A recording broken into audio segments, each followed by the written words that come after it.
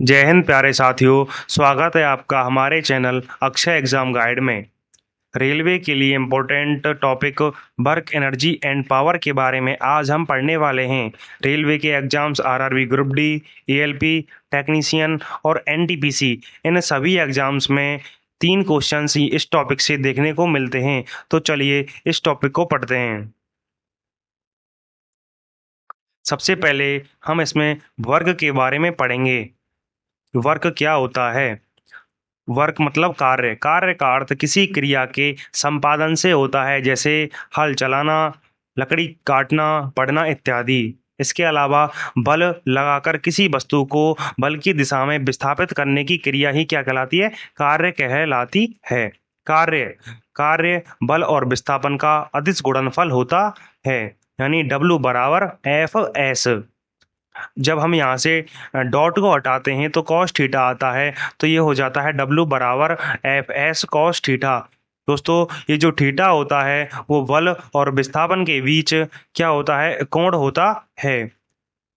इस कोण से रिलेटेड आपके एग्जाम्स में क्वेश्चंस आते हैं कि ये जब बल और विस्थापन दोनों एक ही दिशा में होते हैं तो थीटा बराबर 0 डिग्री होता है, जिससे कॉस 0 क्या हो जाता है? 1 हो जाता है, और W बराबर एफ एस होता है। यहाँ पे इस स्थिति में W मैक्सिमम होता है।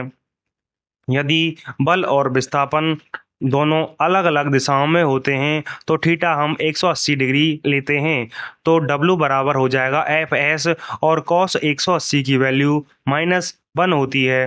तो यहाँ पे W मिनिमम हो जाएगा, क्योंकि W नेगेटिव में आएगा। W बराबर -FS। और दोस्तों, एक स्थिति और आती है जब बल और विस्थापन के बीच कोण 90 डिग्री होता है, तो थीटा बराबर 90 डिग्री होने पर W बराबर क्या हो जाएगा? W बराबर हो जाएगा एफ, जो चूंकि कॉस्ट 90 जीरो होता है तो W बराबर क्या हो जाएगा? 0 हो जाएगा इस स्थिति में। इसके अलावा जो कार्य होता है उसका ऐसा ही मात्रक क्या हो जाएगा? न्यूटन इंटू मीटर, क्योंकि बल का मात्रक क्या होता है? न्यूटन, और विस्थापन का मात्रक होता है मीटर। दोस्तों, न्यूटन को हम किलोग्राम मीटर पर सेकंड स्क्वायर लिख सकते हैं। इनटू में यहाँ पे आ जाएगा मीटर, तो ये हो जाएगा किलोग्राम मीटर स्क्वायर पर सेकंड स्क्वायर, जिसको हम क्या कहते हैं? जूल कहते हैं। कार्य का सीजीएस मात्रक क्या होता है? अर्ग होता है, यानी ग्राम सेंटीमीटर स्क्वायर पर second square. Important questions railway के एग्जाम्स में कई बार आ चुका है। एक जूल में कितने अर्ग होते हैं? एक जूल में 10 की पावर 7 अर्ग होते हैं। विमा कार्य की M L2T-2 कार्य कैसी राशि है? कार्य एक अदिश राशि होती है। अब इसके बाद कार्य की जो विशेष परिस्थितियां होती हैं कि कहाँ पे कार्य 0 होता है, कहाँ पे मिनिमम होता है, कहाँ पे मैक्सिमम होता है, इसको पढ़ेंगे। अगर किसी दीवार पर धक्का लगाते हैं तो किया गया कार्य शून्य होता है, क्योंकि विस्थापन शून्य होगा, इसलिए कार्य भी क्या होगा दोस्तों? शून्य होगा। सेकंड पॉइंट है, अगर कोई व्यक्ति 10 किलोग्राम का बोझा लेकर कई वर्षों तक भी खड़ा है तो किया गया कार्य शून्य होता है, क्योंकि इस स्थिति में भी विस्थापन शून्य होता है। थर्ड पॉइंट है इसका, अगर कोई कुली 100 किलोग्राम का बोझा लेकर मीलों दूर भी चलता है तो किए गए कार्य का मान शून्य होता है, क्योंकि बल और विस्थापन के बीच का कोण 90 डिग्री होता है। दोस्तों, ये आपको मैंने बताया था अभी कि यदि बल और विस्थापन के बीच थीटा 90 डिग्री होता है तो इस स्थिति में किया गया कार्य शून्य होगा, क्योंकि कॉस 90 डिग्री बराबर क्या होता है? 0 होता है।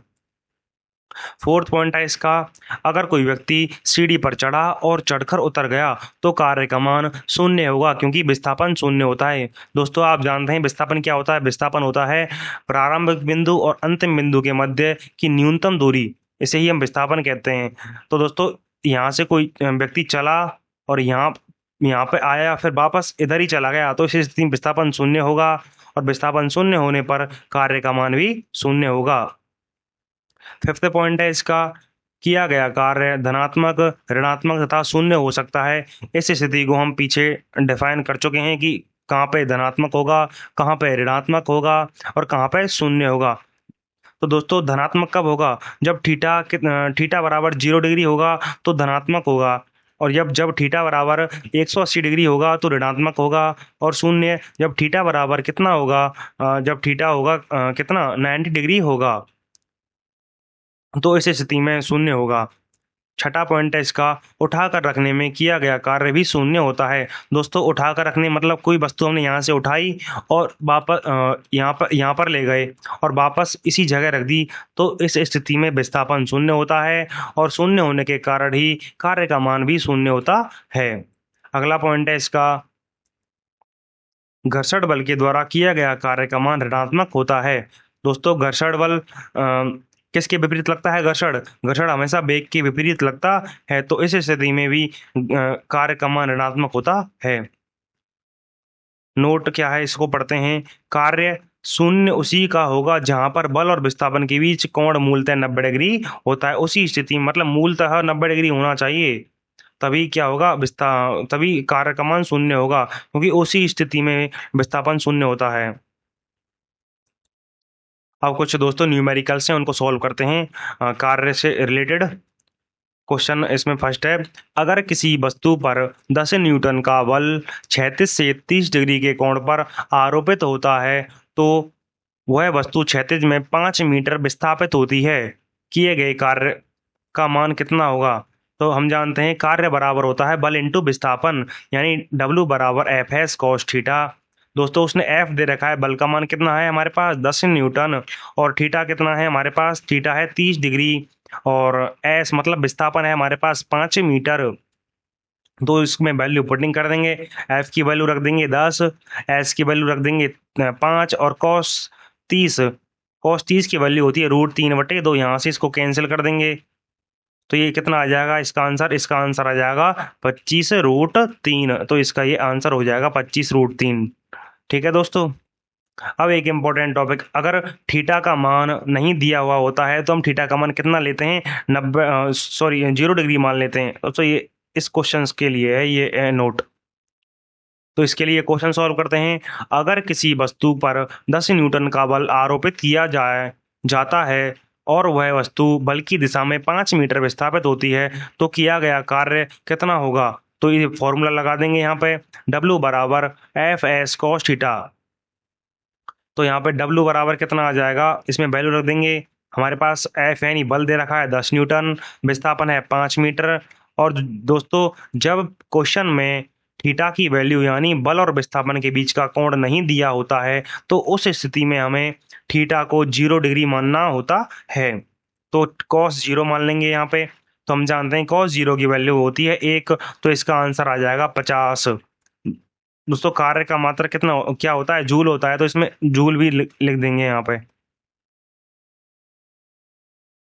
इसके बाद नेक्स्ट अब पढ़ेंगे हम एनर्जी यानी ऊर्जा के बारे में और उसके प्रकार को। तो कार्य करने की क्षमता को क्या कहते हैं? ऊर्जा कहते हैं। कार्य करने की क्षमता को ऊर्जा कहते हैं।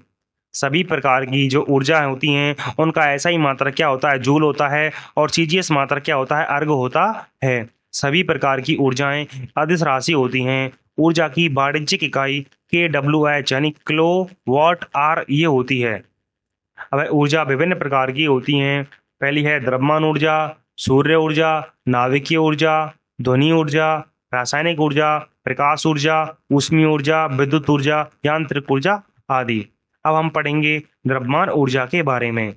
द्रव्यमान ऊर्जा, प्रत्येक द्रव्य में उसके द्रव्यमान के कारण उसमें ऊर्जा संचित होती है, जिसे ही द्रव्यमान ऊर्जा कहते हैं। इसका फॉर्मूला होता है E बराबर mc²। यहाँ पे E क्या है? E है एनर्जी, M है मास यानी द्रव्यमान, C क्या है? C है प्रकाश का वेग। दोस्तों जानते हैं प्रकाश का वेग होता है 3 × 10⁸ मीटर प्रति सेकंड।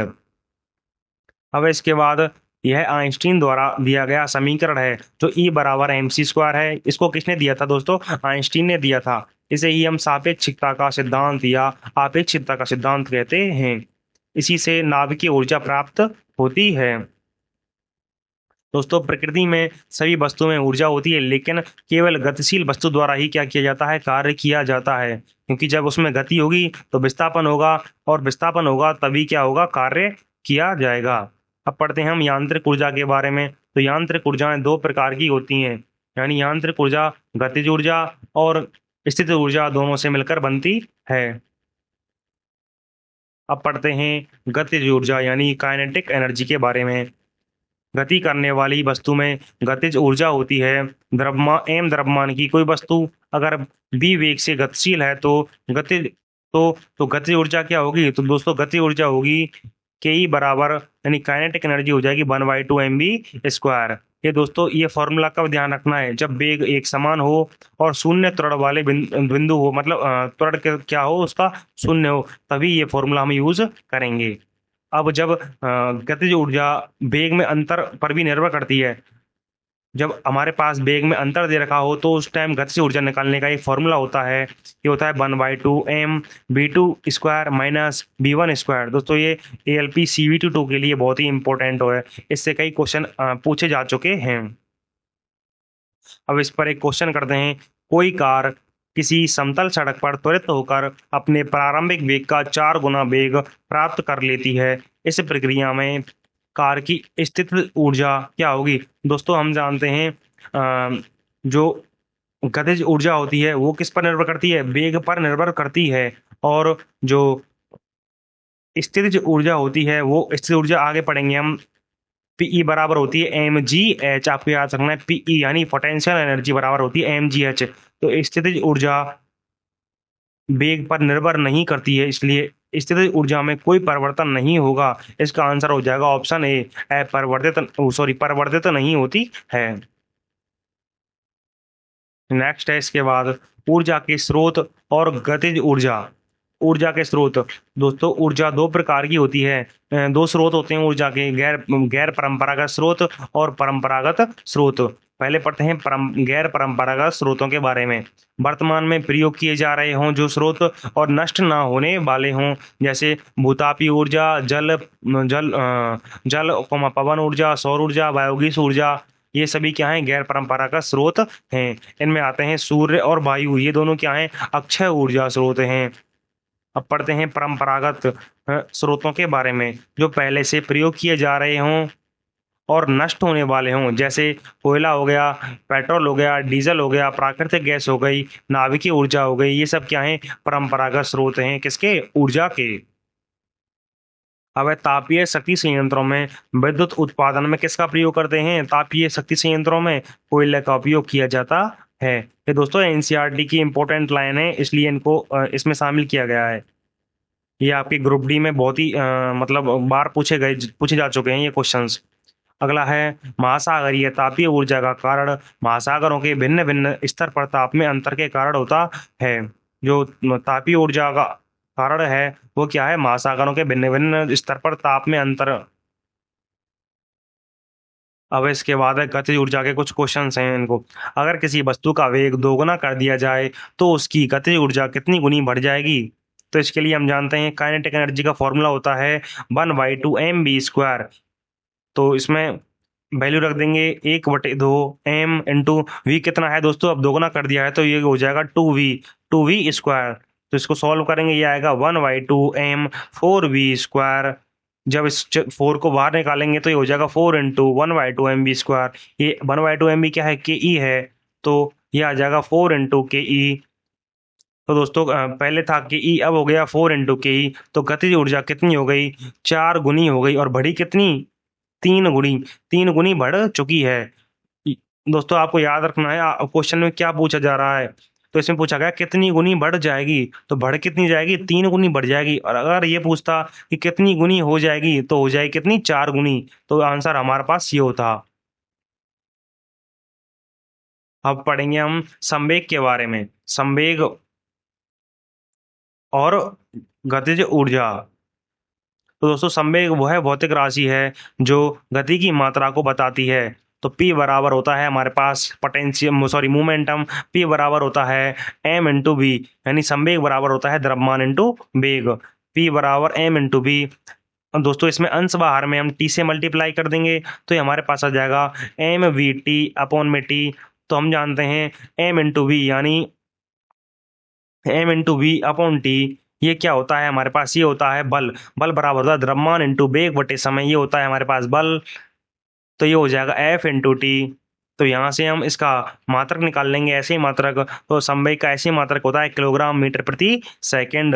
विमा विमा हो जाएगी इसकी MLT-1। संवेग एक कैसी राशि है? संवेग एक सदिश राशि है। सर्वप्रथम न्यूटन ने बताया था संवेग के बारे में। किसने बताया था? सर्वप्रथम दोस्तों न्यूटन ने बताया था। अब हम संवेग और गतिज ऊर्जा में संबंध को डिफाइन करेंगे। तो के ई बराबर होता है 1/2 mv²। अंश बाहर में यहाँ पे एम से मल्टीप्लाई कर देंगे तो ये हो जाएगा के ई बराबर 1/2 m² v²/m। हम जानते हैं पी बराबर क्या होता है? m×b होता है। तो ये क्या हो जाएगा यहाँ पे? ये हो जाएगा p²/2m। तो के ई बराबर हो जाएगा के p²/2m। उससे बहुत ही इंपॉर्टेंट फॉर्मूला है, आपको याद रखना है। के ई बराबर p²/2m। अब हम इसके जो संवेग है और गतिज ऊर्जा है इसके संबंध के रिलेटेड जो क्वेश्चन आते हैं आपके एग्जाम्स में उनको सॉल्व करेंगे। पहला क्वेश्चन है, दो अलग अलग द्रव्यमान की वस्तु का अगर संवेग स्थिर हो तो गतिज ऊर्जा क्या होगी? तो दोस्तों हम जानते हैं के ई बराबर होता है p²/2m। तो दोस्तों इनको हम क्या मान लेंगे? तो यहाँ से एक रिलेशन आता है के यानी गति ऊर्जा में और किसमें? द्रव्यमान में। तो ये हो जाएगा के इज प्रोपोर्शनल 1/m। यदि हम द्रव्यमान को बढ़ाएंगे तो गति ऊर्जा घटेगी, यदि द्रव्यमान को कम करेंगे तो गति ऊर्जा बढ़ेगी। तो ये क्या कह रहा है इसमें? दो अलग अलग द्रव्यमान की वस्तु है तो संवेग स्थिर है, संवेग स्थिर है तो गति ऊर्जा क्या होगी? तो अगर हम इसको बढ़ा देंगे तो ये बढ़ जाए, ये घट जाएगी। हल्के वाले की अधिक होगी। बिल्कुल सही ऑप्शन है, क्योंकि अगर हम द्रव्यमान को कम करेंगे तो जो काइनेटिक एनर्जी है वो क्या हो जाएगी? हमारी इंक्रीज हो जाएगी। तो यहाँ ऑप्शन कौन सा हो जाएगा दोस्तों? ऑप्शन हो जाएगा हमारा ए। नेक्स्ट क्वेश्चन है, अगर दो अलग अलग द्रव्यमान की वस्तु की गतिज ऊर्जा समान हो। दोस्तों अब क्या कर दिया गया है? गतिज ऊर्जा को स्थिर कर दिया गया है। तो जो रिलेशन होगा वो क्या होगा इसमें? p² इस प्रोपोर्शनल क्या हो जाएगा इसमें? m के हो जाएगा। तो संवेग को अगर बढ़ाएंगे तो द्रव्यमान बढ़ेगा और द्रव्यमान को अगर घटाएंगे तो संवेग भी घटेगा। तो हल्के वाले का अधिक होगा? नहीं, ये गलत ऑप्शन है। भारी वाले का अधिक होगा। ऑप्शन बी इसमें राइट हो जाएगा। अब पढ़ते हैं स्थितिज ऊर्जा के बारे में। स्थितिज ऊर्जा क्या होती है, इससे रिलेटेड कुछ क्वेश्चंस भी देखेंगे। किसी वस्तु की स्थिति के कारण जो कार्य करने की क्षमता होती है उसे स्थितिज ऊर्जा कहते हैं। यदि m द्रव्यमान पृथ्वी की सतह से h ऊंचाई पर हो तो गुरुत्वीय बल द्वारा किया गया कार्य अंतिम और प्रारंभिक ऊंचाई के अंतर पर निर्भर करता है। तो Pe बराबर क्या हो जाएगी हमारे पास? mgh। ये हमारे पास स्थितिज ऊर्जा का फॉर्मूला आ जाएगा।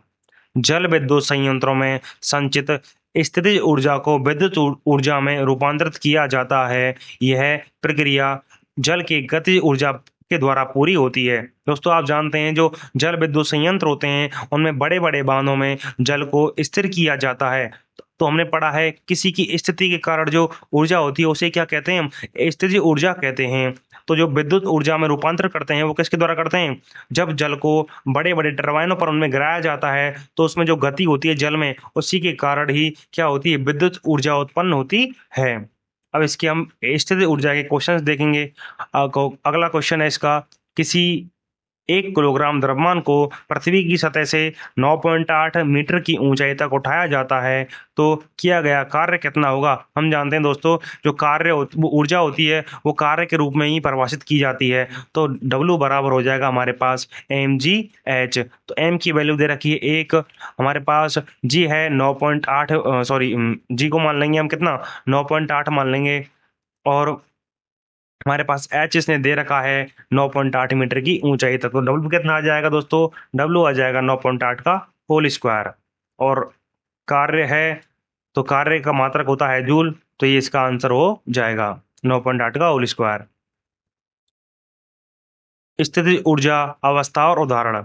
अब ये दोस्तों ये चार्ट आपको याद रखना है, ये बहुत ही इंपॉर्टेंट चार्ट है। जब देखो ये कोई वस्तु है, ये क्षैतिज पर है वस्तु, इधर ये वस्तु है, ये वस्तु स्थिर है। तो ना तो इसमें क्या है? गति है, ना ही इसमें क्या है? ऊंचाई है, यानी हाइट, ना ही इसमें हाइट है। तो हाइट जीरो होगी तो दोस्तों पोटेंशियल एनर्जी यानी स्थिति ऊर्जा भी जीरो होगी। और ये स्थिर है यानी इसका वेग जीरो है तो काइनेटिक एनर्जी भी जीरो हो जाएगी। अगला देखते हैं दोस्तों, ये वस्तु है, इसमें अब क्या है, गति है, इसमें ऊंचाई नहीं है, इसमें क्या है, गति है ओनली।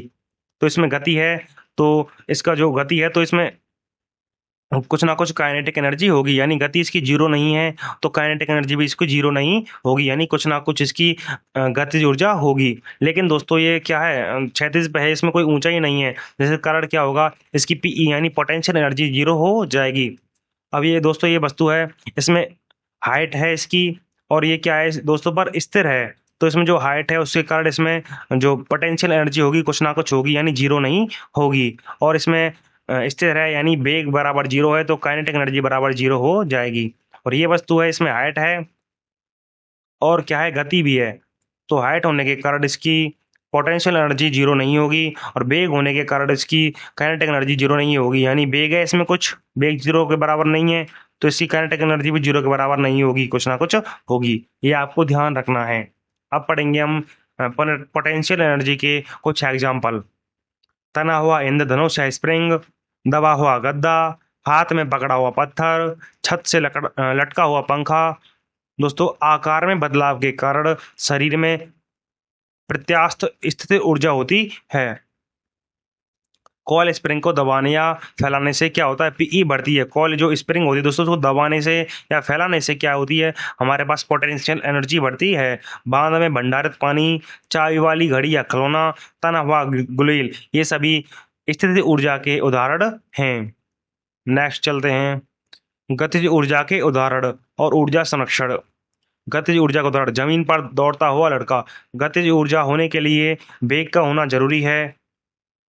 तो दोस्तों जिसमें वेग होगा उसमें क्या होगी, गतिज ऊर्जा होगी। जमीन पर दौड़ता हुआ लड़का, चलती हुई बस या ट्रेन, रनवे पर चलता हुआ एरोप्लेन, इन सभी में क्या है, गतिज ऊर्जा है। हम जानते हैं गतिज ऊर्जा और स्थिर ऊर्जा दोनों के योग को ही यांत्रिक ऊर्जा कहते हैं। अब दोस्तों इन दोनों के ही उदाहरण देखें, यानी यांत्रिक ऊर्जा के उदाहरण। छत पर दौड़ता हुआ लड़का, लड़का छत पर दौड़ रहा है तो उसकी कुछ ऊंचाई होगी, और दौड़ रहा है तो उसका कुछ वेग होगा, तो इसलिए इसमें दोनों ही ऊर्जा होंगी। उड़ता हुआ हेलीकॉप्टर, दोस्तों हेलीकॉप्टर जब उड़ेगा तो उसमें उसकी हाइट तो होगी, और उसके बाद उसमें वेग है, तो इसमें दोनों ही ऊर्जाएं होंगी, यानी गति ऊर्जा और यांत्रिक ऊर्जा। तो ये भी एक यांत्रिक ऊर्जा, सॉरी स्थिर ऊर्जा, तो ये यांत्रिक ऊर्जा का उदाहरण हो जाएगा। ऐसे ही लुढ़कती हुई गेंद, उड़ती हुई पतंग, चलती बस में बैठा व्यक्ति, ये सभी यांत्रिक ऊर्जा के उदाहरण हो गए। अब पढ़ेंगे ऊर्जा संरक्षण का नियम। दोस्तों हमने पढ़ा है कि ऊर्जा ना तो उत्पन्न की जा सकती है और ना ही नष्ट की जा सकती है। कुल ऊर्जा कैसी रहती है, अचर रहती है, यानी स्थिर रहती है। दोस्तों ऊर्जा संरक्षण का नियम किसने दिया था, रॉबर्ट मेयर ने दिया था। जूल ने ऊष्मा के यांत्रिक तुल्यांक के मान की खोज की थी। अब दोस्तों हम पढ़ेंगे कि जो ये उपकरण होते हैं कौन सी ऊर्जा किस में परिवर्तित होती है। तो हम जानते हैं दोस्तों, विद्युत सेल रासायनिक ऊर्जा को विद्युत ऊर्जा में परिवर्तन करता है। लाउड स्पीकर विद्युत ऊर्जा को ध्वनि ऊर्जा में परिवर्तित करता है। माइक्रोफोन ये ध्वनि ऊर्जा को विद्युत ऊर्जा में परिवर्तित करता है। डायनेमो जिसे हम क्या कहते हैं, जनरेटर भी कहते हैं, यानी टरबाइन, ये यांत्रिक ऊर्जा को किसमें, विद्युत ऊर्जा में परिवर्तित करता है। इसके बाद आती है विद्युत मोटर, ये किसको, ये विद्युत ऊर्जा को यांत्रिक ऊर्जा में परिवर्तित करती है। नेक्स्ट है इसके बाद विद्युत बल्ब विद्युत ऊर्जा को किसमें, ऊष्मा या प्रकाश ऊर्जा में रूपांतरित करता है। इसके बाद आते हैं फोटो इलेक्ट्रिक सेल, जो कि प्रकाश ऊर्जा को विद्युत ऊर्जा में परिवर्तित करते हैं। वाद्य यंत्र जैसे दोस्तों ढोलक आ गया, तो ये क्या होते हैं, यांत्रिक ऊर्जा को ध्वनि ऊर्जा में परिवर्तित करते हैं। बारिश बारिश क्या होती है दोस्तों, बारिश जो बादल होते हैं उनमें जल क्या होता है, जल उनमें जल भरा हुआ होता है, तो उनमें स्थिति होती है जल की, जिसके कारण स्थिति ऊर्जा को गति ऊर्जा में परिवर्तित करते हैं। अब पढ़ते हैं इसके बारे में कुछ। जब गेंद को नीचे से ऊपर या ऊपर से नीचे फेंकते हैं तो गति ऊर्जा में जो कमी या वृद्धि क्रमशः स्थिति ऊर्जा में कमी या वृद्धि के बराबर होती है। ये दोस्तों आपको याद रखना है कि जब किसी पिंड को हम ऊपर फेंकते हैं और ऊपर से नीचे फेंकते हैं, तो जो यहाँ गतिज ऊर्जा में जो कमी होगी वो स्थिति ऊर्जा में वृद्धि के बराबर होगी, क्योंकि किसी वस्तु को हम ऊपर फेंकेंगे तो धीरे धीरे उसका वेग घटेगा, लेकिन हाइट बढ़ेगी तो उसकी स्थिति ऊर्जा बढ़ेगी। तो यही इस पॉइंट में बोला गया है, इसको आपको याद रखना है। नेक्स्ट है इसके बाद, जब पिंड मुक्त रूप से गिरती है तो कुल ऊर्जा उसकी क्या रहती है, अपरिवर्तित रहती यानी अचर रहती है। साइकिल चलाने में रासायनिक ऊर्जा यानी जो पेशीय ऊर्जा में परिवर्तित होती है, और जो पेशीय ऊर्जा होती है पुनः यांत्रिक ऊर्जा में चेंज हो जाती है। ऊर्जा के स्रोत में कोयला का उपयोग औद्योगिक की क्रांति का कारण बना। ये दोस्तों आपको पता होगा, औद्योगिक क्रांति आई थी तो कोयला का बहुत ही ज्यादा उपयोग किया जाने लगा, जो कि औद्योगिक क्रांति का कारण बना था। अब पढ़ेंगे इसके बारे में एफिशिएंसी। एफिशिएंसी मतलब दक्षता। किसी निकाय के निर्गत यानी आउटपुट और इनपुट यानी निविष्ट के अनुपात को क्या कहते हैं, दक्षता कहते हैं। यानी आउटपुट बटे इनपुट, इसे ही हम क्या कहते हैं, दक्षता कहते हैं। अगर हमें दक्षता परसेंटेज निकालनी होती है तो इसमें 100 से मल्टीप्लाई कर देंगे। घर्षण के कारण दक्षता कभी 100% नहीं होती है। तो दोस्तों आप जानते हैं घर्षण के कारण कार्य कैसा होता है, ऋणात्मक होता है, यानी कार्य में कुछ कमी आती है, इसी कारण दक्षता कभी 100% नहीं होती है। कोई इलेक्ट्रॉनिक मशीन 1 किलोवाट की शक्ति देकर 1 हॉर्स पावर की शक्ति देता है तो दक्षता कितनी होगी। तो दोस्तों निर्गत यानी आउटपुट देखते हैं, आउटपुट कितना मिल रहा है, हमारे पास 1 हॉर्स पावर मिल रहा है, और दे कितना रहे हैं हम, दे रहे हैं हम उसको कितना, 1 किलोवाट दे रहे हैं। तो यहाँ लिख देंगे आउटपुट कितना, 1 हॉर्स पावर, इनपुट कितना है 1 किलोवाट गुणा 100। हम जानते हैं 1 हॉर्स पावर में होते हैं 740 वाट होते हैं, तो 740 बटे 1 किलोवाट को वाट में बना लेंगे, तो 1 किलोवाट बराबर 1000 वाट। और परसेंटेज निकालने के लिए 100 का मल्टीप्लाई कर देंगे इधर, तो ये कितना आ जाएगा, ये आ जाएगा 74.6%। ये इसकी एफिशिएंसी हो गई इलेक्ट्रॉनिक मशीन की। नेक्स्ट चलते हैं दोस्तों। नेक्स्ट पढ़ेंगे हम कार्य समय और आवेग में कार्य और समय में संबंध और आवेग के बारे में। एक व्यक्ति 10 मिनट में 200 जूल कार्य करता है, दूसरा 20 मिनट में 200 जूल कार्य करता है। कार्य महत्तम किसका होगा।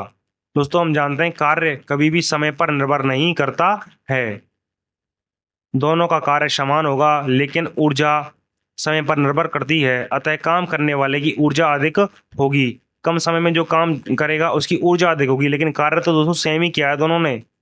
कार्य कभी समय पर निर्भर नहीं करता है, ऊर्जा समय पर निर्भर करती है। कम जो समय में कार्य करेगा, कम समय वाले की ऊर्जा अधिक होगी। इसने कम समय में काम किया है तो इसकी ऊर्जा अधिक है, यानी इसकी एफिशिएंसी ज्यादा है। वह चट्टान पर चढ़ने और उतरने पर कुल ऊर्जा नियत रहती है, ये आपको याद रखना है। अब पढ़ेंगे हम आवेग के बारे में। आवेग बल और समय का गुणनफल आवेग कहलाता है। आवेग बराबर होता है बल गुणा समय। कम समय में अधिक बल या अधिक समय में कम बल लगाने में यह जो आवेग होता है भार या बल की मात्रा को बताता है। ये किसको बताता है, भार या बल की मात्रा को बताता है। दोस्तों अगर समय ज़्यादा होगा, इस लाइन का महत्व है कि अगर हम समय ज़्यादा लगाएंगे तो क्या होगा, तो बल कम लगेगा, लेकिन अगर समय ज़्यादा होगा, सॉरी समय कम होगा तो बल की मात्रा क्या होगी, ज़्यादा होगी। यही इस लाइन में कहा गया है, इसको हम आगे एग्जाम्पल के माध्यम से समझेंगे। अब पढ़ते हैं आवेग। आवेग का ऐसी मात्रा क्या होता है, न्यूटन इंटू सेकेंड। हम जानते हैं न्यूटन को किलोग्राम मीटर पर सेकंड स्क्वायर भी लिख सकते हैं, इंटू में सेकंड, तो इसका मात्रा क्या हो जाएगा, किलोग्राम मीटर प्रति सेकंड। बेमा हो जाएगी इसकी mL/T की पावर -1। आवेग है एक ऐसी राशि है, सदिश राशि है। क्रिकेट खिलाड़ी कैच लेते समय अपने हाथ को पीछे खींचता है, इससे समय का मान बढ़ जाता है और बल घटता है। समय का मान बढ़ेगा, बल घट जाएगा और चोट नहीं लगती है। अब पढ़ेंगे शक्ति के बारे में। शक्ति क्या होती है दोस्तों, शक्ति कार्य करने की जो दर होती है उसी को क्या कहते हैं, शक्ति कहते हैं। आपको याद रखना है कार्य करने की क्षमता ऊर्जा कहलाती है, लेकिन कार्य करने की दर शक्ति कहलाती है। दोस्तों ये काफी बार रेलवे ग्रुप डी में पूछा जा चुका है कि कार्य करने की दर शक्ति कहलाती है। हाँ दोस्तों स्टूडेंट्स क्या करते हैं, जल्दी जल्दी में इसका आंसर ऊर्जा करके आते हैं, लेकिन ध्यान रखना है क्षमता, क्षमता तो क्या कहलाती है, क्षमता ऊर्जा कहलाती है, लेकिन दर क्या कहलाती है, शक्ति कहलाती है। तो शक्ति बराबर क्या हो जाएगा, वर्क बटे टाइम, यानी कार्य बटा समय, यानी P बराबर W/T। और डब्ल्यू पढ़ा है हमने, डब्ल्यू होता है एफ एस कॉस थीटा बटे में टी। पी बराबर हो जाएगा क्या, एफ वी कॉस थीटा। दोस्तों जानते हैं विस्थापन बटे समय क्या होता है, वेग होता है, तो ये हो जाएगा V F V cos theta. जब हम थीटा को यानी कॉस थीटा को यहाँ से हटाएंगे तो यहाँ डॉट आ जाएगा और इनके ऊपर एक वेक्टर लग जाएगा, तो ये हो जाएगा P बराबर हो जाएगा F vector dot B vector. अब शक्ति का ऐसा ही मात्रक जूल बटे सेकंड होता है, यानी कार्य का हो गया जूल और समय का हो गया सेकंड। तो हम जूल को लिख सकते हैं किलोग्राम मीटर स्क्वायर पर सेकंड स्क्वायर बटे में इसके क्या आ जाएगा, सेकंड की पावर माइनस बना जाएगा, तो ये कितना हो जाएगा, सेकंड की पावर -3 हो जाएगा। इसे ही हम वाट कहते हैं, शक्ति का मात्रक। अब इसकी बेमा कितनी हो जाएगी, बेमा हो जाएगी इसकी mL/T की पावर -3 इसकी बेमा हो जाएगी। शक्ति का व्यवहारिक मात्रक क्या होता है, हॉर्स पावर होता है, यानी HP होता है। एक हॉर्स पावर आपको याद रखना है 746 वाट होता है। शक्ति के जो दोस्तों क्वेश्चन बनाएंगे उसमें हम जो P बराबर लेंगे mgh/T। पीछे ही पढ़ा था W बराबर mgh होता है, तो इसका यूज करेंगे। दोस्तों आज हमने वर्क एनर्जी एंड पावर के बारे में पढ़ा। दोस्तों अगली कक्षा में इससे रिलेटेड और कुछ PYQs को सॉल्व करेंगे। अगर आपको ये क्लास अच्छी लगी हो तो दोस्तों हमारे चैनल को सब्सक्राइब करें, वीडियो को शेयर करें, लाइक करें। धन्यवाद दोस्तों।